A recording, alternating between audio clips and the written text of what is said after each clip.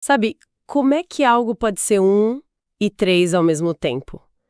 Isso não é um enigma de matemática, nem uma pegadinha, não. É o centro de uma das ideias mais, assim, complexas e fundamentais do cristianismo, a Santíssima Trindade. E é uma ideia que, vamos ser honestos, dá um nó na cabeça de qualquer. De qualquer um, né? Exato, de qualquer um. Um Deus em três pessoas, Pai, Filho e Espírito Santo. Parece desafiar a lógica. E é por isso que hoje vamos mergulhar fundo nisso. Nossa missão é, desemaranhar essa doutrina, entender de onde ela veio e por que, para a fé cristã, ela não é um detalhe opcional, mas o pilar que sustenta tudo. E para nos guiar, a gente tem um material riquíssimo aqui, são vários esboços e comentários de lições bíblicas, preparados por teólogos como o pastor Caramuro Afonso Francisco e o pastor Douglas Batista. Eles basicamente fizeram um trabalho pesado de conectar os pontos e nós vamos seguir essa trilha. Então, por onde a gente começa a desfiar esse novelo? Olha, o melhor ponto de partida é a definição clássica. Aquela que foi martelada por séculos. A crença em um único Deus que existe desde sempre em três pessoas distintas, mas que são totalmente iguais em poder e glória.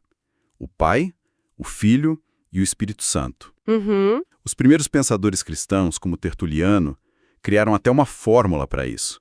Uma substância, três pessoas. Certo, uma substância, três pessoas. Já soa um pouco complicado.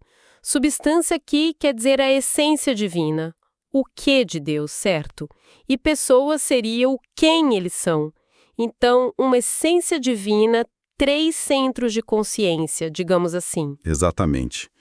E talvez o jeito mais fácil de entender o que a Trindade seja primeiro entender o que ela não é. Os textos que a gente analisou são muito claros em apontar os grandes desvios históricos, as chamadas heresias, que surgiram por tentarem simplificar esse mistério. Entendi. Às vezes o erro ajuda a definir o acerto. Qual foi o primeiro grande atalho que deu errado? O primeiro é o mais óbvio, o triteísmo. É a ideia de que se temos Pai, Filho e Espírito Santo, então temos três deuses. É basicamente transformar o monoteísmo cristão em politeísmo.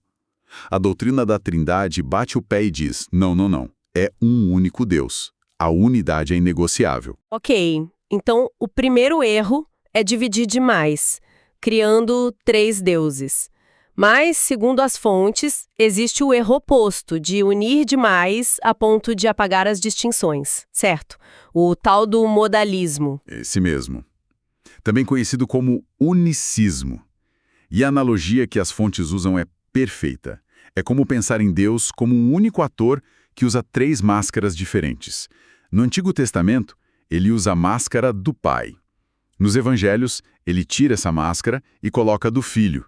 Depois da ascensão, troca de novo e põe a do Espírito Santo. É sempre a mesma pessoa, só mudando o modo de aparecer. O que parece uma solução lógica, mas que a doutrina trinitária rejeita completamente. Por quê? Porque ela afirma que o Pai, o Filho e o Espírito Santo existem ao mesmo tempo, interagindo entre si. O Filho ora ao Pai, por exemplo. Ele não estaria falando consigo mesmo. Exatamente.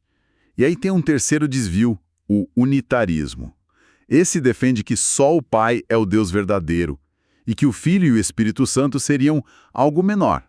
Criaturas, emanações, forças, mas não Deus em sua plenitude.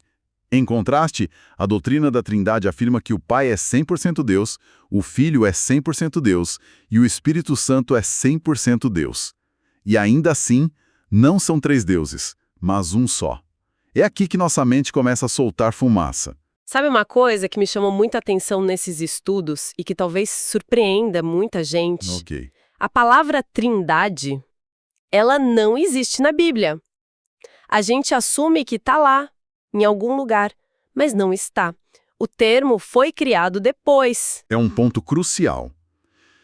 A palavra latina trinitas foi usada pela primeira vez por Tertuliano, lá no século II. E é importante entender o motivo. Ele não estava inventando uma doutrina do nada. Ele estava simplesmente criando um rótulo, uma palavra técnica, para organizar e descrever uma realidade que ele e a igreja primitiva viam espalhada por todas as escrituras. Entendi. Era uma forma de dizer, olha, essa ideia de um Deus em 3 pessoas que a gente vê na Bíblia, vamos chamar isso de trindade, para facilitar a conversa e defender a fé contra as heresias. Faz todo sentido. É um nome para um conceito. Então, se a palavra não está lá, onde é que essa ideia se torna, assim, absolutamente inegável? As fontes parecem apontar para um momento muito específico, quase cinematográfico. Sim, todas as bússolas apontam para o mesmo lugar. O batismo de Jesus no Rio Jordão. Se a Trindade fosse um filme, essa seria a cena da grande revelação. É o momento em que o conceito deixa de ser uma inferência teológica e se torna um evento visível e audível. Vamos pintar essa cena porque ela é riquíssima. Jesus, com os 30 anos, chega ao Rio Jordão, onde o primo dele, João Batista, está pregando e batizando. É o início oficial do ministério público dele. E o que acontece ali, segundo o relato de Mateus, é de tirar o fôlego. É de tirar o fôlego mesmo. Primeiro, a gente tem a primeira pessoa da Trindade em ação, o Filho. Jesus, em sua forma humana, se submetendo ao batismo. Ele não precisava se arrepender de pecados, mas, como ele mesmo diz, era para cumprir toda a justiça, se identificando plenamente com a humanidade que veio salvar. E assim que ele sai da água, o céu se abre. E aí entra a segunda pessoa em cena, de forma bem distinta. O Espírito Santo desce em forma corpórea, como uma pomba, e pousa sobre Jesus. Não é uma metáfora. O texto diz que foi uma visão concreta. E então, o grande finale. Enquanto o Filho está na água e o Espírito está sobre ele, uma voz poderosa ecoou dos céus. E essa voz diz, "Este é o meu Filho amado em quem me comprazo." É o Pai, a terceira pessoa da Trindade, falando audivelmente, afirmando a identidade e a missão do Filho. É incrível pensar nisso. Em um único instante, você tem as 3 pessoas agindo de forma distinta e simultânea. O Filho está sendo batizado, o Espírito Santo está descendo, o Pai está falando. O Filho não é a pomba e a pomba não é a voz. E é por isso que essa cena é o pesadelo do modalismo, aquela ideia do ator com máscaras. Não tem como ser um Deus trocando de papel aqui. São 3 agentes distintos, em lugares diferentes, atuando em perfeita unidade e harmonia. É a apresentação oficial da equipe divina, por assim dizer, no início da missão mais importante da história. Ok, o batismo é a grande revelação em alta definição. Mas os teólogos nos materiais argumentam que Deus não jogou essa ideia do nada no Novo Testamento, certo? A tese é de uma revelação progressiva, como se houvesse pistas, ecos, sombras dessa realidade espalhadas por todo o Antigo Testamento. Exatamente. É como ver uma imagem embaçada que vai ficando cada vez mais nítida ao longo do tempo. O Antigo Testamento apresenta um Deus que é estritamente um, para combater o politeísmo das nações vizinhas. Mas dentro dessa unidade, há indícios de uma pluralidade. E um dos exemplos mais curiosos está logo na primeira frase da Bíblia. Gênesis 1:1. No princípio criou Deus os céus e a terra. Eu li essa parte nas anotações e achei fascinante. Parece uma frase simples, mas tem uma peculiaridade gramatical no hebraico original, não é? Tem sim. A palavra hebraica usada para Deus aqui é Elohim. E o sufixo in, em hebraico, geralmente indica o plural. É como querubim ou serafim. Então, literalmente, a palavra é plural. No entanto, o verbo que acompanha, criou, bara, está no singular. É como se a frase dissesse, deuses criou. Uma unidade composta, uma pluralidade dentro da unidade desde a primeira linha. Espera aí, mas a objeção clássica a isso, que até me veio à mente, não seria o tal do plural majestático, como um rei que diz, nós, o rei, decretamos? Como as fontes defendem que isso é mais do que só um estilo de escrita? É uma ótima pergunta. E os estudiosos nos textos que lemos abordam isso. Eles argumentam que, embora o plural majestático exista, o uso dele no hebraico antigo não era tão comum ou claro como em outras culturas. E mais importante, esse não é um caso isolado. Essa tensão gramatical continua aparecendo em momentos cruciais. Como na criação da humanidade. Exato.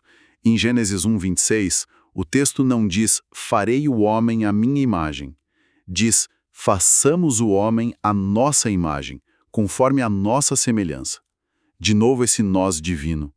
Com quem Deus estaria falando? A interpretação cristã clássica é que se trata de um diálogo interno na própria divindade. E isso se repete na Torre de Babel, em Gênesis 11, quando Deus diz: Eia, desçamos e confundamos ali a sua língua. De novo, desçamos no plural. E não para por aí. As pistas são mais sutis às vezes. A famosa bênção arônica, em número 6, é uma bênção única, mas com uma estrutura tripla muito clara. O Senhor te abençoe, o Senhor faça resplandecer o seu rosto. O Senhor sobre ti levante o seu rosto. Uma repetição tripla do nome do Senhor numa única bênção. E a visão de Isaías, no capítulo 6, essa é impressionante. Os serafins, que são seres celestiais, não clamam santo. Eles clamam santo, santo, santo é o Senhor dos exércitos. Uma aclamação tríplice que muitos teólogos veem como um louvor a cada uma das pessoas da Trindade. E na mesma passagem, logo depois, Deus faz uma pergunta que une o singular e o plural de forma explícita. A quem enviarei e quem há de ir por nós? Enviarei está no singular, nós está no plural, na mesma frase. Essa riqueza e complexidade na unidade de Deus no Antigo Testamento prepara o terreno para a revelação completa que viria com Jesus. Ok, a gente viu as evidências no Novo Testamento, as pistas no Antigo, mas sendo sincera, a cabeça ainda dá um nó. A lógica de 1 igual a 3 e 3 igual a 1 é um desafio monumental. E parece que não sou a primeira a me sentir assim. As fontes trazem uma anedota fantástica sobre Agostinho de Hipona, um dos maiores cérebros da história da Igreja, que ilustra perfeitamente essa dificuldade. É uma história clássica e diz muito sobre a nossa limitação. Conta a tradição que Agostinho estava completamente obcecado, tentando entender e explicar a Trindade para um de seus livros. Ele passava dias e noites quebrando a cabeça com isso. Um dia, para clarear as ideias, foi caminhar na praia. E lá ele encontrou uma criança. Exato. Ele viu um menininho com uma concha na mão, correndo entre o mar e um pequeno buraco que ele havia cavado na areia. Ele ia até a água, enchia a concha e corria para despejar no buraco, de novo e de novo. Agostinho, curioso, se aproximou e perguntou: "Meu filho, o que você está tentando fazer?" E o menino respondeu com toda a seriedade: "Estou tentando colocar todo o oceano dentro deste buraco." Agostinho deve ter sorrido. Sim, e como um bom professor, explicou pacientemente: "Mas isso é impossível. Você nunca conseguirá colocar todo esse mar imenso nesse buraco tão pequeno." E foi aí que, segundo a história, o menino, que a tradição diz ser uma manifestação do Espírito Santo, olhou para ele e disse: "E você, Agostinho? Acha que é mais fácil colocar o mistério infinito da Trindade dentro da sua mente finita?" E então desapareceu. Uau! Que imagem poderosa. Basicamente, é um lembrete de humildade. A gente pode estudar, pode definir, pode sistematizar, mas no final, há um ponto em que a razão para e a fé continua. Exatamente. A Trindade não é um problema de matemática para ser resolvido, mas uma realidade divina a ser adorada. É uma doutrina que é revelada para ser crida, não para ser totalmente dissecada pela nossa lógica limitada. Mas se é um mistério tão grande que exige fé, por que é tão inegociável? Por que as fontes tratam isso como um pilar central e não como um detalhe teológico avançado para especialistas? Se é tão difícil, por que é tão importante? Essa é a pergunta de $1 milhão. E a resposta, segundo a teologia cristã delineada em nossas fontes, é que a doutrina da Trindade está diretamente ligada à doutrina da salvação. Mexer na identidade de Deus significa mexer em todo o plano de resgate da humanidade. Como assim? Qual é a conexão direta? Se Jesus não é plenamente Deus, como afirma o unitarismo, então o sacrifício dele na cruz não teria valor infinito para pagar pelos pecados de toda a humanidade. Seria apenas o sacrifício de um homem bom ou de um ser criado, mas não do próprio Deus.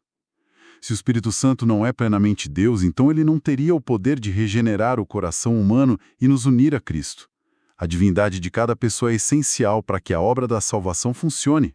Entendi. A identidade do Salvador define o alcance da salvação. E isso se reflete na prática da igreja desde o comecinho, não é? A fórmula do batismo é o maior exemplo. Sem dúvida. A ordem final de Jesus em Mateus 28, 19 é a base de tudo. Portanto, ide, fazei discípulos de todas as nações, batizando-os em nome do Pai, e do Filho, e do Espírito Santo. O detalhe teológico que explode mentes aqui é que ele diz em nome, no singular, mas para 3 pessoas. Um único nome que engloba o Pai, o Filho e o Espírito Santo.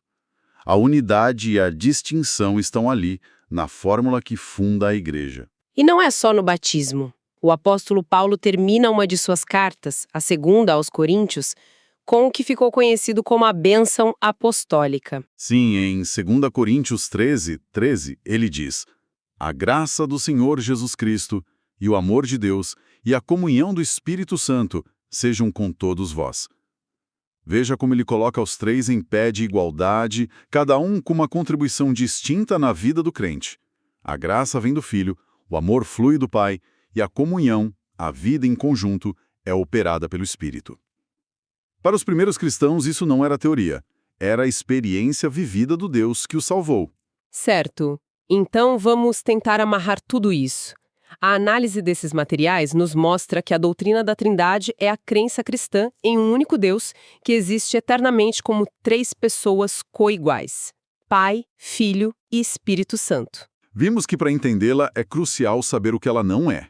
Não são 3 deuses, o triteísmo. Certo? Não é um Deus mudando de modo, o modalismo. E não é um Deus principal com 2 ajudantes, que seria o unitarismo. Pistas e ecos fortes no Antigo Testamento e explode em uma revelação clara e explícita no Novo, especialmente no batismo de Jesus, que é a grande cena da manifestação trinitária.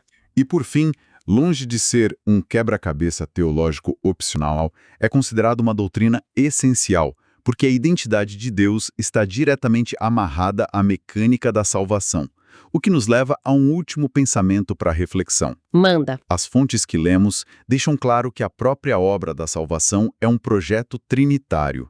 O Pai é o arquiteto que planeja a redenção, o Filho é o executor que realiza a obra na cruz e o Espírito Santo é quem aplica essa obra, quem traz para casa a salvação ao coração da pessoa. É um trabalho de equipe perfeito. Uma cooperação divina. Exato.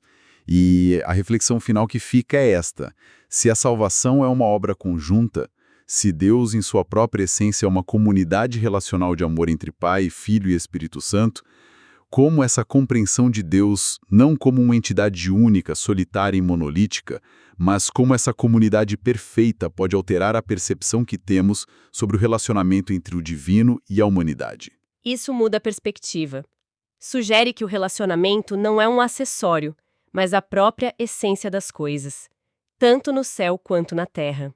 Uma ideia poderosa para continuar pensando.